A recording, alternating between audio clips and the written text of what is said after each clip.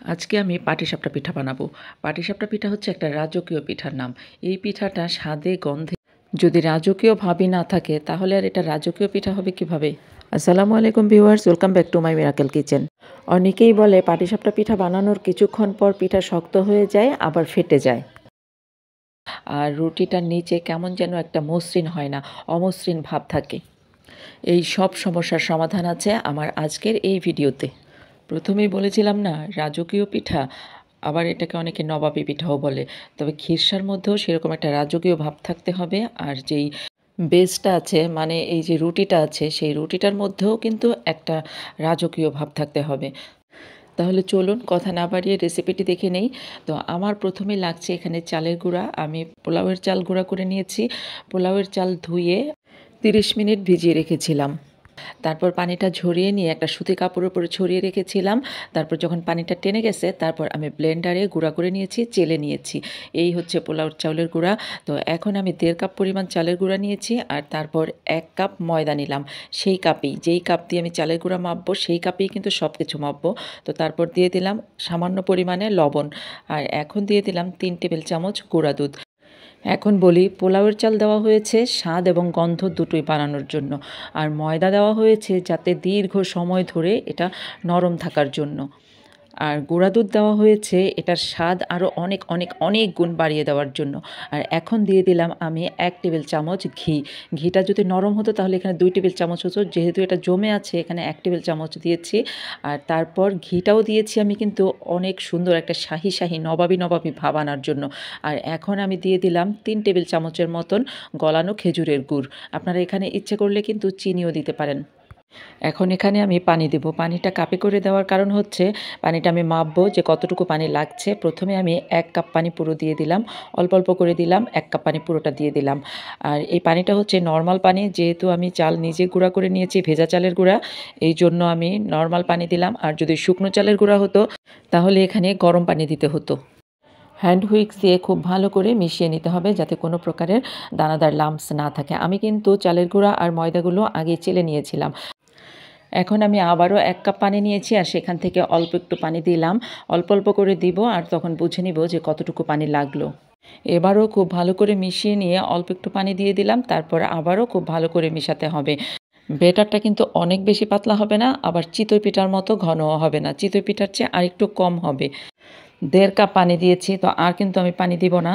তো এখন মনে হচ্ছে আমি যেই পরিমাণে খিরসা তৈরি করব তার থেকে ব্যাটারটা একটু মনে হয় কম হয়ে গেল। তো এই জন্য আমি তরকারি চামচ দিয়ে আরও 1 চামচ চালের গুঁড়া দিয়ে দিলাম। তো এখন এগুলো আবারও খুব ভালো করে মিশিয়ে নিতে হবে। পানি কিন্তু আর দিতে হবে না। তো এখন আমি এর মধ্যে একটা সিক্রেট জিনিস দিব, সেটা হচ্ছে ডিম।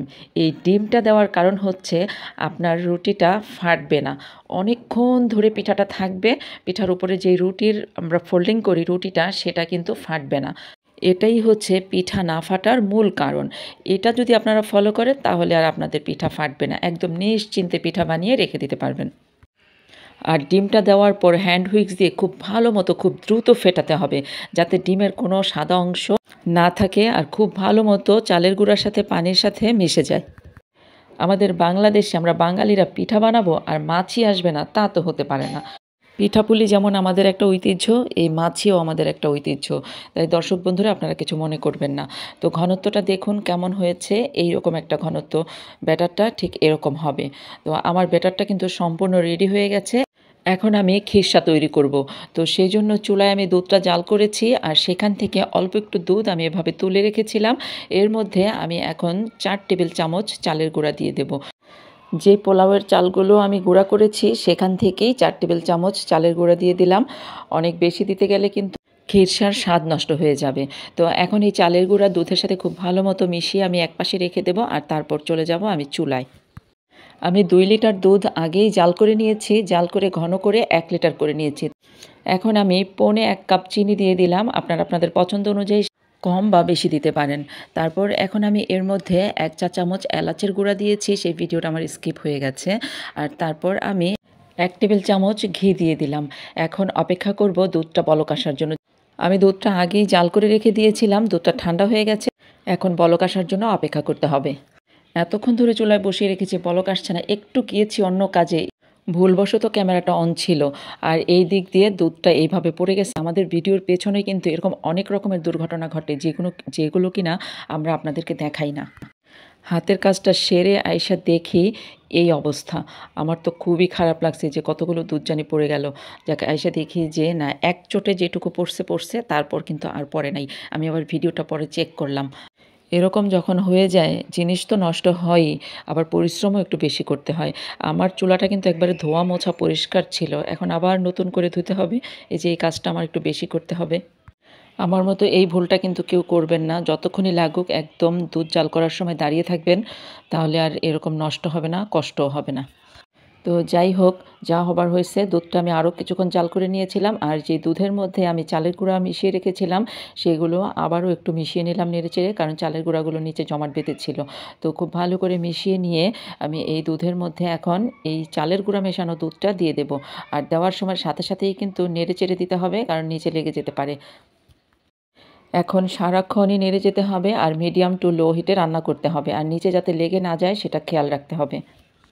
খিরসার মধ্যেও কিন্তু আমি অল্প একটু লবণ দিয়েছিলাম, সেটা বলতে ভুলে গেছিলাম। তো যাই হোক, আপনারা একটুখানি লবণ দিয়ে নেবেন। আর এখন নাড়াচাড়া করে এটা রান্না করে নিচ্ছি। অনবরত নাড়াচাড়া করে যেতে হবে। রান্না করতে করতে যখন এইরকম ঘন হবে তখনই বুঝতে হবে খিরসাটা একদম রেডি। আরও বেশি রান্না করলে কিন্তু অনেক শক্ত হয়ে যাবে। খিরসাটা ঠান্ডা হলে কিন্তু আরেকটুখানি শক্ত হবে। তো আমি খিরসার হাঁড়িটা চুলা থেকে তুলে রাখলাম, আর এখন আমি অন্য আরেকটা ফ্রাই প্যান বসিয়ে দিলাম। আর দিয়ে দিলাম সামান্য একটু তেল। তেলটা কিন্তু টিস্যু দিয়ে এভাবে মুছে দিতে হবে। ব্রাশ দিয়ে দিলে একটু তেল তেল থাকবে, তো পিঠাটার নিচের অংশটা কিন্তু সুন্দর হবে না, মানে মসৃণ হবে না। পিঠার নিচে ছোটো ছোটো ফুটা ফুটা থাকবে, ছিদ্র ছিদ্র থাকবে। আর চুলার আগুনটা থাকবে একদম লো হিটের চেয়ে একটু বেশি। এর বেশি থাকলে কিন্তু আপনার রুটির নিচটা হয়তো একটু বেশি হয়ে যাবে, ভালো লাগবে না। ফ্রাই প্যানটা গরম হয়ে গেছে। এখন আমি যে আমরা ডাল বাড়ি, সেই ডালের চামচ দিয়ে এক হাতা নিয়ে এখানে দিয়ে দিলাম। তারপরে এভাবে ঘুরিয়ে ঘুরিয়ে এটাকে বড় করে নিলাম। আবার চুলার উপর বসিয়ে দিলাম। ঢাকনা দেওয়ার কোনো প্রয়োজন নেই, এমনিতেই 1 মিনিটের মধ্যে রুটিটা হয়ে যাবে। আপনি দেখলেই বুঝতে পারবেন যে রুটিটা হয়ে গেছে। তারপর চামচ দিয়ে আপনার পছন্দ অনুযায়ী খিরসা দিবেন, কম বা বেশি যার যার পছন্দ। তারপর এভাবে একটু খিরসা দিয়ে তারপর স্প্যাচুলা দিয়ে অথবা চামচ দিয়ে এভাবে ফোল্ড করে দিতে হবে। খুব আলতো হাতে দিতে হবে যাতে রুটিটা ভেঙে না যায় বা ছিঁড়ে না যায়। তো এভাবে করে শেষ মুহূর্তে এভাবে উল্টে দিতে হবে। প্রথম পিঠাটাই কিন্তু আমার অনেক সুন্দর হয়েছে, তো 2 পাশটা মনে হয় একটু লাল হয়েছে। আমি আরও 1 চামচ ব্যাটার দিয়ে দিলাম, আর ঠিক একইভাবে এভাবে ঘুরিয়ে রুটিটা তৈরি করে নিলাম। 1 মিনিট পর রুটিটা যখন হয়ে গেছে একইভাবে আমি খিরসা দিয়ে দিলাম, আর তারপর চামচ বা হাতা দিয়ে এভাবে করে ফোল্ড করে দিলাম।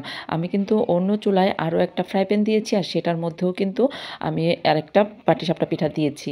তো 2টা চুলা কিন্তু সমানে মেনটেন করতে পারছি না, কারণ 1 মিনিটের মধ্যেই রুটিটা হয়ে যায় আর তারপর আবার খিরসা দিতে হয়। আমি ওই পিঠাটা তুলেই কিন্তু ওই চুলাটা আমি বন্ধ করে দেব। আমার মনে হয় আর আপনাদেরকে পিঠা বানিয়ে দেখাতে হবে না। এতক্ষণে আপনারা খুব ভালো করেই বুঝে গেছেন যে কীভাবে করতে হবে। তারপরও আমি আরও একটা পিঠা দেখিয়ে দিই আর একটা টেকনিক শিখিয়ে দিই। এভাবে গোলা দেওয়ার পর যখন এভাবে আমরা ঘুরাই, রুটির একটা পাশ কিন্তু এরকম একটু এলোমেলো থাকে। সেই পাশটাতে সবসময় খিরসা দিবেন। তাহলে কিন্তু এই যে এলোমেলো পাশটা দেখা যাবে না। এটা পাটিসাপটার ফোল্ডের ভিতরে চলে যাবে। আর পিঠাটা ফোল্ড করার পরে কিছুটা সময় ফ্রাই প্যানের উপরেই পিঠাটা একটু রেখে দিবেন, উলটপালট করবেন, তাহলে উপরটা খুব সুন্দর হবে। একইভাবে আমি সবগুলো পিঠা বানিয়ে নিলাম। আর তারপর এই তো আমি পিঠার ট্রেগুলো নিয়ে আসলাম। এরকম 3 ট্রে হয়েছে। 1 ট্রে আমি বানানোর সাথে সাথেই খাওয়া হয়ে গেছে, আর 2 ট্রে রয়ে গেছে। দেখুন পিঠাগুলো কিন্তু একদম ফেটে যায়নি। পিঠা যদি ফাটে, বানাতে বানাতেই কিন্তু পিঠার ফাটল ধরে। একটা পিঠাও কিন্তু সামান্য পরিমাণেও ফাটল ধরে নাই। একটা পিঠা আমি ওঠানোর সময় হাত দিয়ে যখন ধরেছি তখন ছিঁড়ে গেছে, কিন্তু কোনো পিঠা কিন্তু আমার ফাটেনি। আমার এই রেসিপিটি ফলো করে যদি আপনারা এই পাটিসাপটা পিঠা তৈরি করেন, 100% নিশ্চিত কোনো কিছু নষ্ট হবে না, খিরসা হবে রাজকীয় স্বাদের। আর পাটিসাপটার যে রুটিটা আমরা ফোল্ড করি, সেই ফোল্ডটার রুটিটাও হবে অতুলনীয়, একদম রাজকীয় স্বাদের। শুরুতেই বলেছিলাম রাজকীয় স্বাদের অথবা নবাবী স্বাদের। এই নবাবী স্বাদটা কিন্তু বজায় আছে। আপনারা এভাবে বানিয়ে একবার খেয়ে দেখবেন। দেখুন পিঠাটা আমি কেটে দেখালাম আপনাদের, ভিতরটাও খিরসাটা কি সুন্দর, খিরসা ভরপুর। রেসিপিটি ভালো লাগলে চ্যানেলটি সাবস্ক্রাইব করে চ্যানেলের সাথেই থাকবেন। আজকের মতো আমার ভিডিওটি এখানেই শেষ করছি। আবার দেখা হবে আপনাদের সাথে অন্য কোনো রেসিপি নিয়ে অন্য কোনো ভিডিওতে। ততদিন আপনারা ভালো থাকবেন, সুস্থ থাকবেন, মিরাকেল কিচেনের সাথেই থাকবেন। আল্লাহ হাফেজ।